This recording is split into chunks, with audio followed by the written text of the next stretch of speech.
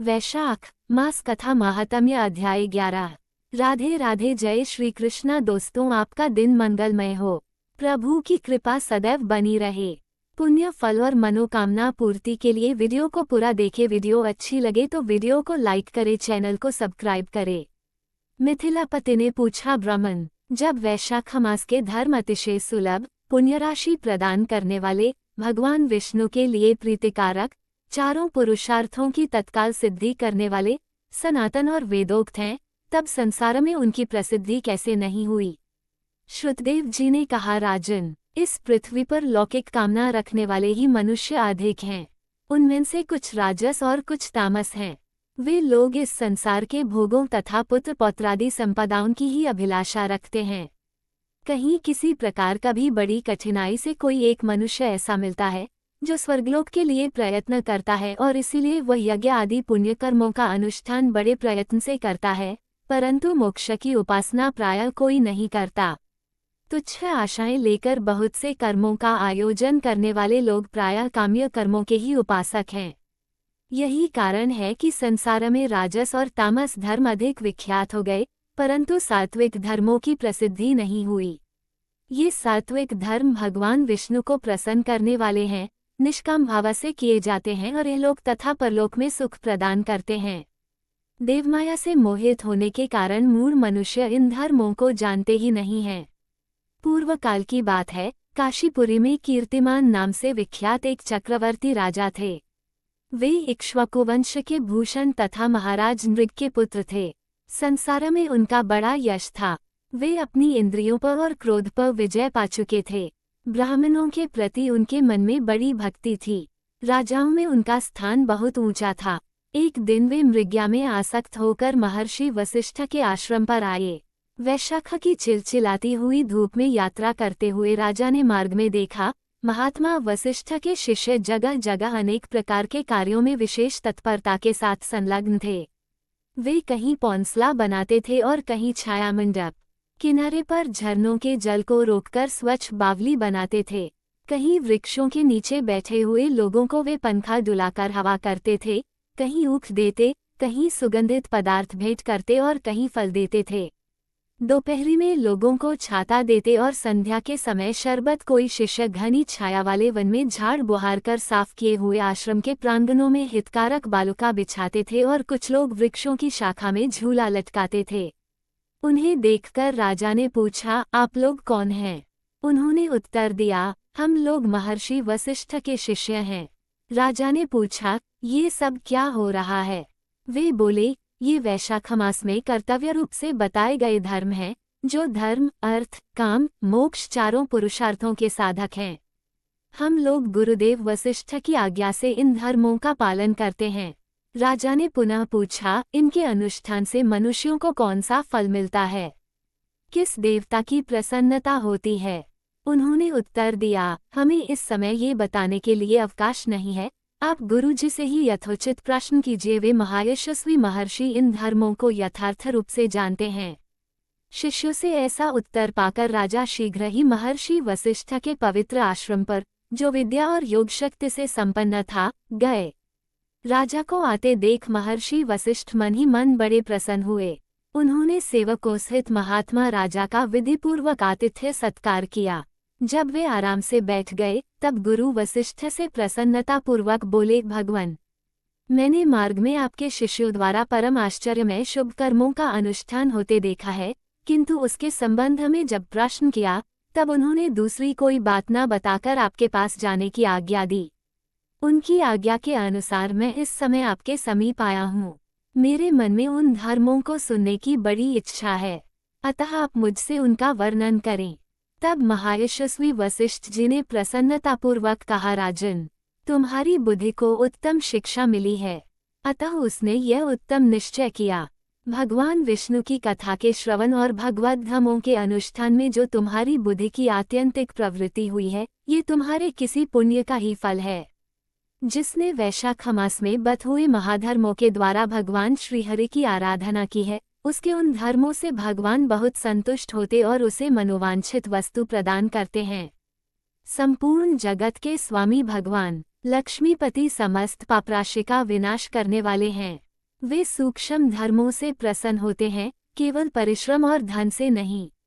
भगवान विष्णु भक्ति से पूजित होने पर अभीष्ट वस्तु प्रदान करते हैं, इसलिए सदा भगवान विष्णु की भक्ति करनी चाहिए। जगदीश्वर श्रीहरि जल से भी पूजा करने पर अशेष क्लेश का नाश करते और शीघ्र प्रसन्न होते हैं।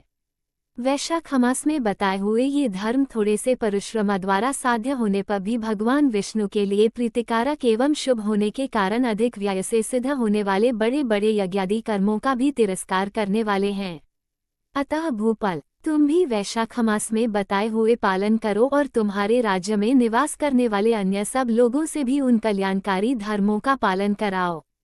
धर्मों का इस प्रकार से वैशाख धर्म के पालन की आवश्यकता को शास्त्रों और युक्तियों से भली भांति सिद्ध करके वशिष्ठ जी ने वैशाख मास के सब धर्मों का राजा के समक्ष वर्णन किया। उन सब धर्मों को सुनकर राजा ने गुरु का भक्तिभाव से पूजन किया और घर आकर वे सब धर्मों का विधिपूर्वक पालन करने लगे। देवाधिदेव भगवान विष्णु में भक्ति रखते हुए राजा कीर्तिमान देवेश्वर पद्मनाभ के अतिरिक्त और किसी देवता को नहीं देखते थे। उन्होंने हाथी की पीठ पर नगाड़ा रखकर सिपाहियों से अपने राज्य भर में डंके की चोट ये घोषणा करा दी कि मेरे राज्य में जो 8 वर्ष से अधिक की आयु वाला मनुष्य है, उसकी आयु जब तक 80 वर्ष की न हो जाए, तब तक मेष राशि में सूर्य के स्थित होने पर यदि वह प्रातःकाल स्नान नहीं करेगा तो मेरे द्वारा दंडनीय, वध्य तथा राज्य से निकाल देने योग्य समझा जाएगा। यह मेरा निश्चित आदेश है। पिता, पुत्र, पत्नी अथवा सुहृद जो कोई भी वैशाख धर्म का पालन नहीं करेगा, वह चोर की भांति दंड का पात्र समझा जाएगा। प्रातःकाल शुभ जल में स्नान करके श्रेष्ठ ब्राह्मणों को दान करना चाहिए। तुम सब लोग अपनी शक्ति के अनुसार पौंसला और दान आदि धर्मों का आचरण करो। राजा कीर्तिमान ने प्रत्येक ग्राम में धर्म का उपदेश करने वाले एक एक ब्राह्मण को बसाया। 5-5 गांवों पर एक एक ऐसे अधिकारी की नियुक्ति की जो धर्म का त्याग करने वाले लोगों को दंड दे सके। उस अधिकारी की सेवा में 10-10 घुड़सवार रहते थे। इस प्रकार चक्रवर्ती नरेश के शासन से सर्वत्र और सब देशों में ये धर्म का पौधा प्रारंभ हुआ और आगे चलकर खूब बड़े हुए वृक्ष के रूप में परिणत हो गया। उस राजा के राज्य में जो लोग मर जाते थे, वे भगवान विष्णु के धाम में जाते थे। वहाँ के मनुष्यों को विष्णुलोक की प्राप्ति निश्चित थी। एक बार भी वैशाख स्नान कर लेने से मनुष्य यमराज के पास नहीं जाता। अपने धर्मानुकूल कर्म में स्थित हुए सब लोगों के विष्णुलोक में चले जाने से यमपुरी के सब नरक खाली हो गए। वहाँ एक भी पापी प्राणी नहीं रह गया। वैशाख मास के प्रभाव से यमपुरी के मार्ग की यात्रा ही बंद हो गई। सब मनुष्य दिव्य आकृति धारण करके भगवान के धाम में जाने लगे। देवताओं के जो लोक हैं, वे सब भी शून्य हो गए। स्वर्ग और नरक दोनों के शून्य हो जाने पर एक दिन नारद जी ने धर्मराज के पास जाकर कहा, धर्मराज, आपके इस नरक में अब पहले जैसा कोलाहल नहीं सुनाई पड़ता, पहले की भांति पाप कर्मों का लेखा भी नहीं लिखा जा रहा है। चित्रगुप्त जी तो ऐसे मौनभाव से बैठे हुए हैं जैसे कोई मुनि हो। महाराज, इसका कारण तो बताइए। महात्मा नारद के ऐसा कहने पर राजा यम ने कुछ दीनता के स्वर में कहा, नारद, इस समय पृथ्वी पर जो ये राजा राज्य करता है, वो पुराण पुरुषोत्तम भगवान विष्णु का बड़ा भक्त है। उसके भय से कोई भी मनुष्य कभी वैशाख मास का उल्लंघन नहीं करता। उस पुण्यकर्म के प्रभाव से सभी भगवान विष्णु के परम धाम में चले जाते हैं। मुनिश्रेष्ठ, उस राजा ने इस समय मेरे लोक का मार्ग लुप्त सा कर रखा है। स्वर्ग और नरक दोनों को शून्य बना दिया है। अतः ब्रह्मा जी के समीप जाकर यह सब समाचार उनसे निवेदन करके तभी मैं स्वस्थ होऊंगा। ऐसा निश्चय करके यमराज ब्रह्मा जी के लोक में गए और वहां बैठे हुए उन ब्रह्मा जी का दर्शन किया, जिनका आश्रय ध्रुव है, जो इस जगत के बीज तथा सब लोकों के पितामह हैं और समस्त लोकपाल, दिपाल तथा देवता जिनकी उपासना करते हैं। ब्रह्मा जी ने यमराज को देखा और यमराज ब्रह्मा जी के आगे पृथ्वी पर गिर पड़े। फिर यमराज ने कहा, कमलासन, काम में लगाया हुआ जो पुरुष स्वामी की आज्ञा का ठीक ठीक पालन नहीं करता और उसका धन लेकर भोगता है, वो काठ का कीड़ा होता है। जो बुद्धिमान मनुष्य लोभावश स्वामी के धन का उपभोग करता है, वह 300 कल्पों तक तिर्यक योनिरूप नरक में जाता है। जो कार्य में नियुक्त हुआ पुरुष कार्य करने में समर्थ होकर भी अपने घर में ही बैठा रहता है, वह बिलाव होता है। देव, मैं आपकी आज्ञा से धर्मपूर्वक प्रजा का शासन करता आ रहा हूँ। मैं अब तक मुनियों और धर्मशास्त्रों के कथनानुसार पुण्यात्मा को पुण्य के फल से और पापात्मा को पाप के फल से संयुक्त किया करता था, परंतु अब आपकी आज्ञा का पालन करने में असमर्थ हो गया हूँ। कीर्तिमान के राज्य में सब लोग वैशाख मासोक्त पुण्य कर्मों का अनुष्ठान करके पितरों और पितामहों के साथ वैकुंठ धाम में चले जाते हैं। उनके मरे हुए पितर और मातामह आदि भी विष्णुलोक में चले जाते हैं। इतना ही नहीं, पत्नी के पिता श्वशुर आदि भी मेरे लेख को मिटाकर विष्णुलोक में चले जाते हैं। देव, बड़े बड़े यज्ञों द्वारा भी मनुष्य वैसी गति नहीं पाता है जैसी वैशाख मास से मिल रही है। संपूर्ण तीर्थों से, दान आदि से, तपस्याओं से, व्रतों से अथवा संपूर्ण धर्मों से युक्त मनुष्य भी उस गति को नहीं पाता जो वैशाख धर्म में तत्पर हुए मनुष्य को प्राप्त हो रही है। वैशाख में प्रातः काल स्नान करके देवपूजन, मास महात्म्य की कथा का श्रवण तथा भगवान विष्णु को प्रिय लगने वाले तदनुकूल धर्मों का पालन करने वाला मनुष्य एकमात्र विष्णुलोक का स्वामी होता है। और जगतपति भगवान विष्णु के लोकों की तो मेरी समझ में कोई सीमा ही नहीं है, क्योंकि सब ओर से कोटि कोटि प्राणियों का समुदाय वहां पहुंच रहा है तो भी वह भरता नहीं है। इस संसार में पवित्र और अपवित्र सभी लोग राजा की आज्ञा से वैशाख मास के धर्म का पालन करके विष्णुलोक को जा रहे हैं। लोकनाथ, उसकी प्रेरणा से संस्कारहीन मनुष्य भी वैशाख स्नान मात्र से वैकुंठ धाम में चले जाते हैं। वो केवल भगवान विष्णु के चरणों की शरण लेने वाला है। जान पड़ता है वह समस्त संसार को विष्णुलोक में पहुंचा देगा। जो पुत्र धर्म, अर्थ, काम और मोक्ष के प्रतिकूल चलता हो, वह पृथ्वी पर माता के पेट से पैदा हुआ रोग है। वह अधम पुरुष अपनी माता का घात करने वाला कहा जाता है, किंतु राजा की माता और उसकी पत्नी का पुण्य संसार में विख्यात है।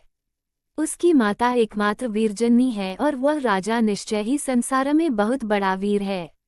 जिस प्रकार कीर्तिमान मेरी लिपि को मिटाने में उद्यत हुआ है, ऐसा उद्योग पुराणों में और किसी का नहीं सुना गया है।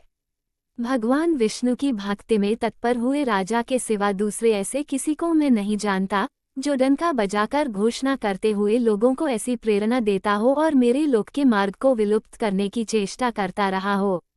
जय श्री हरि विष्णु। इन कथाओं को सुनने पढ़ने से पुण्य फल की प्राप्ति होता है। दोस्तों, ये थी आज की कथा। आपको हमारी वीडियो अच्छी लगी हो तो वीडियो को लाइक करें, चैनल को सब्सक्राइब करें। कमेंट में जय श्री राधे कृष्णा लिखना ना भूले। राधे राधे दोस्तों।